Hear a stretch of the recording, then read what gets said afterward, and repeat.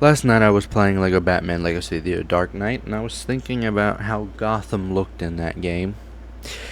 It looks amazing, but then I was like, wait, let me reminisce on Gotham and all of the open world Batman games we have so far. And, well, I thought we should rank them. So here today we have the definitive Barbara Ball Z open world Gotham City tier list. It's only games. I thought about doing movies as well, but then I was like, no, that could be a separate thing. So this is only games. We have our rankings. I want to live there.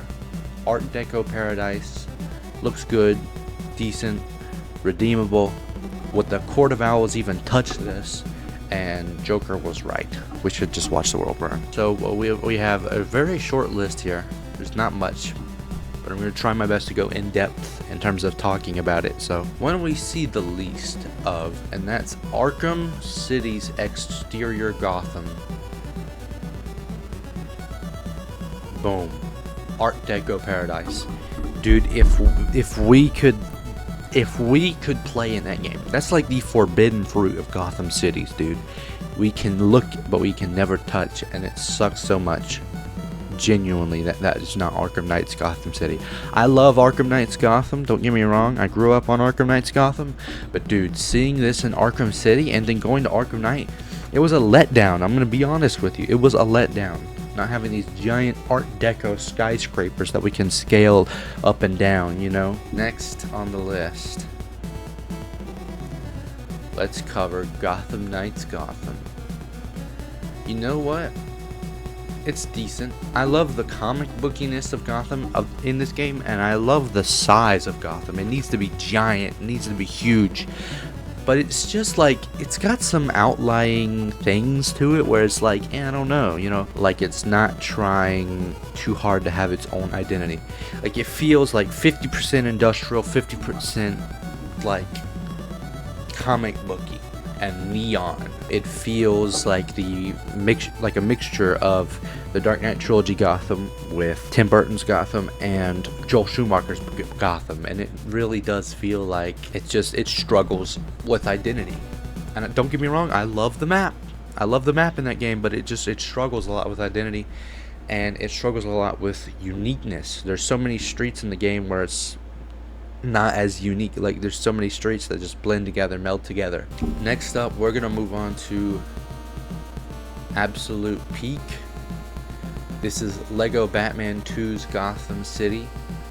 This is, honestly, it's hard to describe because it's like if you were taking Joel Schumacher's Gotham but with the lighting and tone of Tim Burton's Gotham.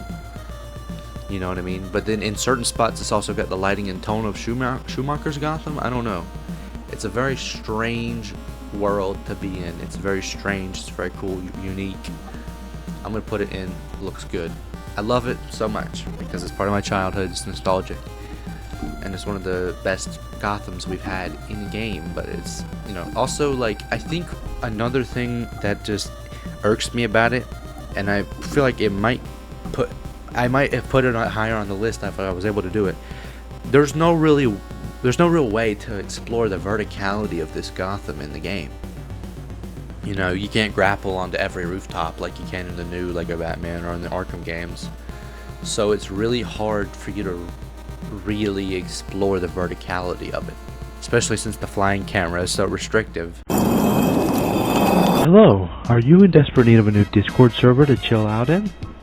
Maybe talk about whatever you want to talk about. Talk about Assassin's Creed, DC, Marvel, video games, music, memes, whatever the hell you Would want to? Why don't you come on down to this little place to talk about some cool shit? You've got voice channels for hanging out, music channels. There's a forum for any questions, service suggestions, or advice if you need it. I mean, it's pretty barren right now, I'll admit. Which means that you get to be the first of many to populate this now barren wasteland. So just pop into the link in the description and join. Next, we have Lego DC Supervillains Gotham. It's redeemable. It's not the best. It has the same struggles with identity, I think, that this one has, and it has the same verticality problems that this one has. I mean, it's also very small. It's on the smaller side. You know, yes, it's half the map, but it's still small.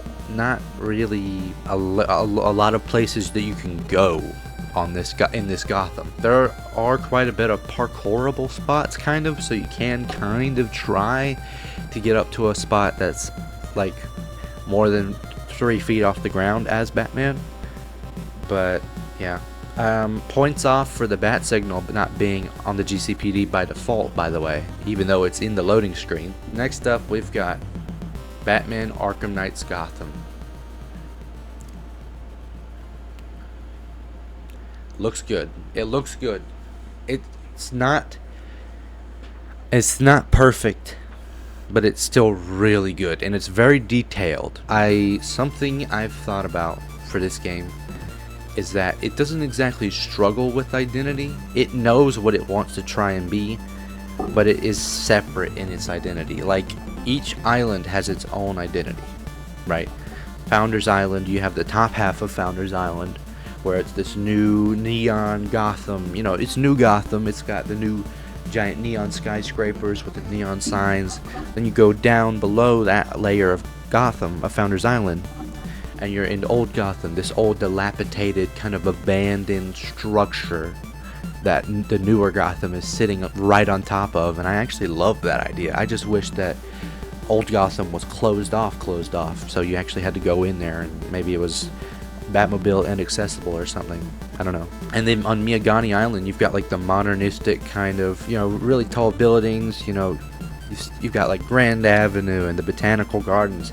Stuff you expect from Gotham. It looks like an actual city. It looks like a normal city. You've got Wayne Tower. You've got the big, like, Eiffel Tower-esque kind of structures there for the trams, for the monorail station and Grand Avenue station. And then you've got stuff like the orphanage. Then moving on to Bleak Island, you've got the lower class kind of area. You know, poorer neighborhoods, tighter packed roads. It's nice. I will admit, this Gotham is nice. It serves its purpose.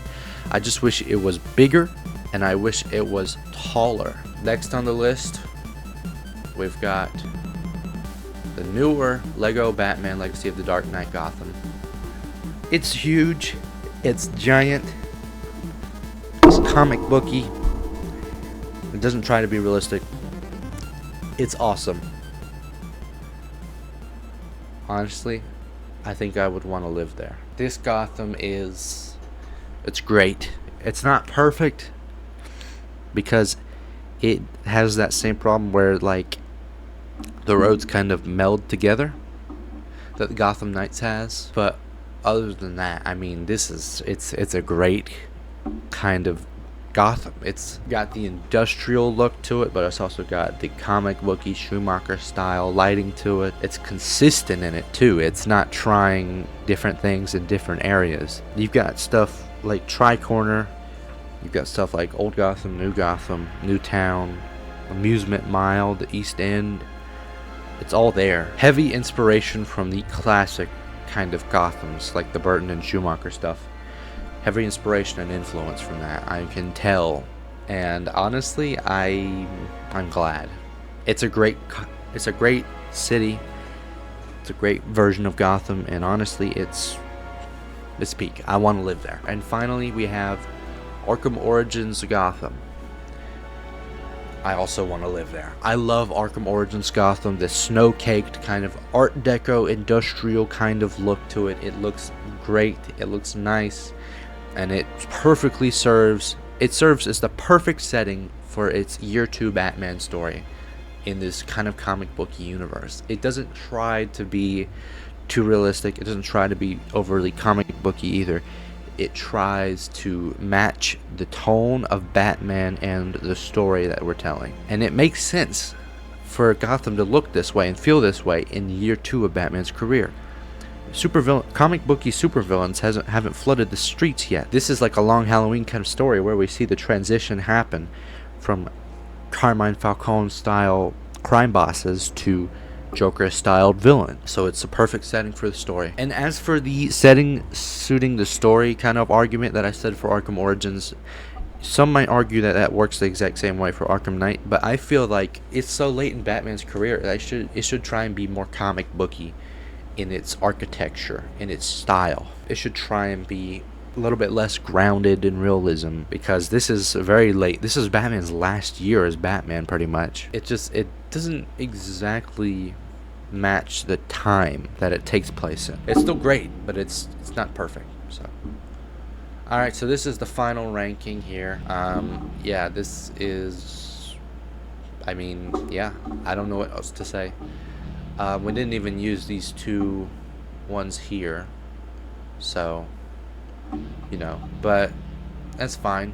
I mean, it's ranking open world Gothams in video games. There's probably not going to be these here, right? So yeah, if I did somehow miss any, let me know, because I don't think there are any more open world Gotham cities. Maybe I'm wrong, but I don't know.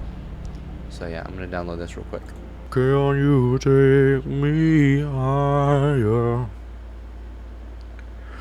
to a place where blind men see?